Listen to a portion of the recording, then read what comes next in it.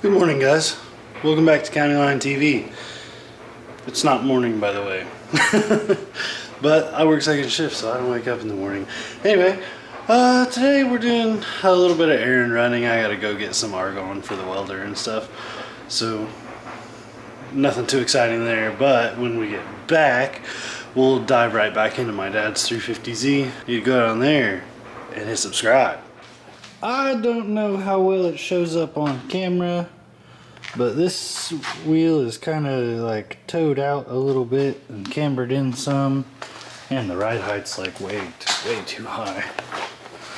And this one's doing just about the same stuff on this side. But anyway, we're right here to take care of that. We're gonna give the back of this car an alignment. I'm gonna go show you over here on this car, since it's already jacked up in the air and you can see it better.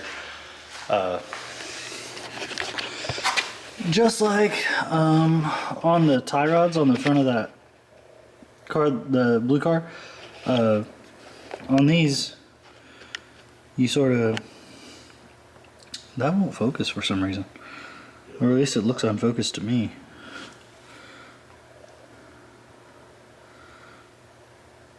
Anyway, aside the point, they're right hand thread on one end and left hand thread on the other, so you just turn the center part and both sides will go in or out together depending on which way you turn the center part. And the same way with the lower control arms there too. You just turn the center part and both sides go in and out together, so it makes it pretty easy.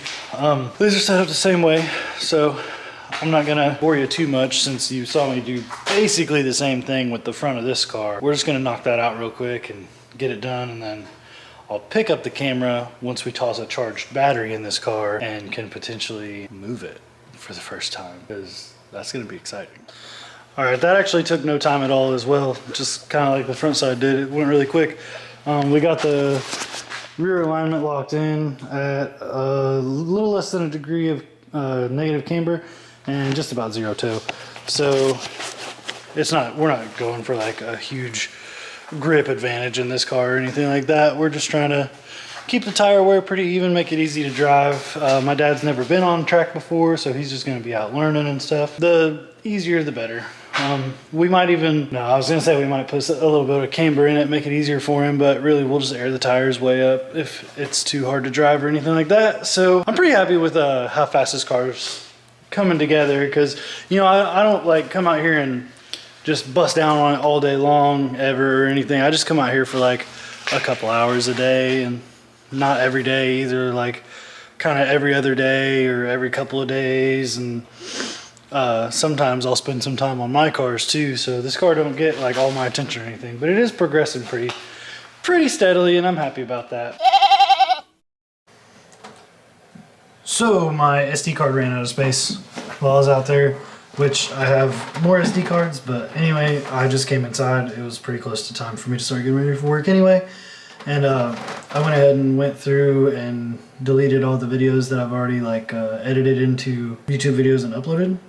And I had to delete 410 videos. So that was pretty bad. But yeah, the SD card ran out of space while I was out there recording that clip. We stopped for the day, but we're gonna pick back up in the morning. I cannot make this up. While I was just talking to you guys, the camera battery died. So while I was in the garage, the SD card ran out of space.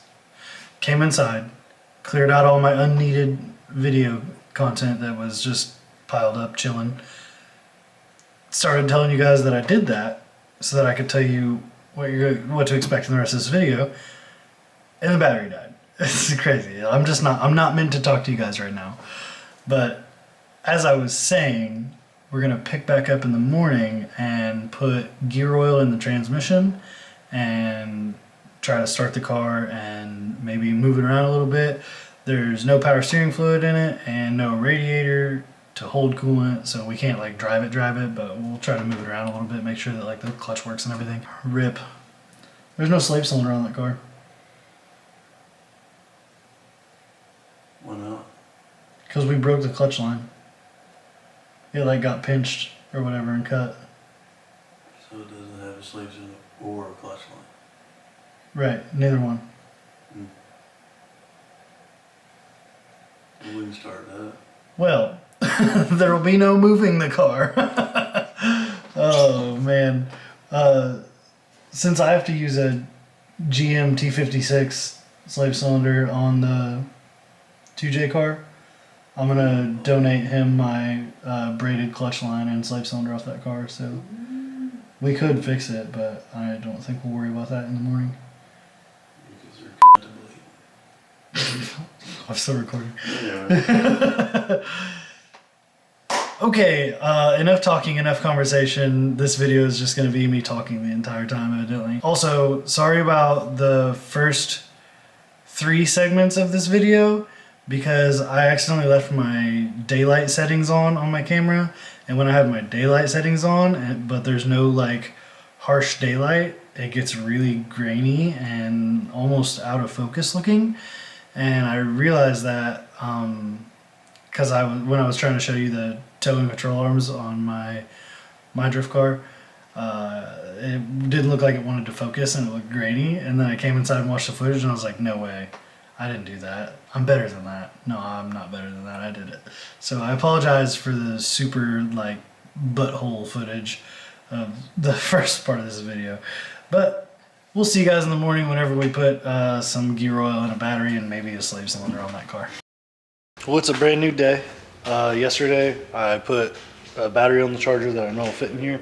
So I'm gonna grab that and put it in here. And hopefully, because we did pull this engine completely to swap the transmission and everything over. Hopefully it starts, because we did that a long time ago now. We still have not heard it run, and my dad mentioned on the phone the other day he wants to know if it runs, so we're gonna try to fire it up. I'm gonna grab that battery. All right, guys. I also forgot another thing. So like, there's no slave cylinder or clutch line on this car right now. But another thing is she following? What? They're looking at the chest and the nose. No, they're looking at the car. Yeah, but you turn around talking to them, they can't see you. They can see you here. I'm talking to them. They can hear me. They don't need to see me to hear me. My bad. The microphone works anyway. There's no clutch line or slave cylinder on this car. There's also no exhaust after the headers. So this is going to be a bad time.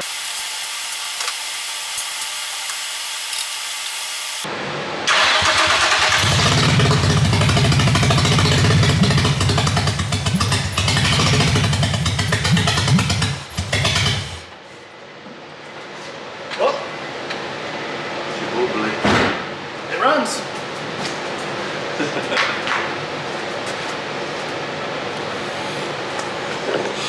So in its current state, where I also don't know if there's fluid in that transmission. I said I was going to put some in there before I started it, but I didn't, so I'm pretty sure there's just none. So that's why I didn't let it run very long. And also, yeah, open header and stuff, like if I would have gave it some throttle, our ears would have bled, would have sounded like Chewbacca made babies with a Mustang or something, because that's how these cars sound. They sound terrible. Fight me. I know. I've had a ton of these cars. I hate the way they sound. Just how it is. I don't know how long this episode is or anything, but we've got stuff to do on other ventures, so I'm gonna go ahead and close it out here.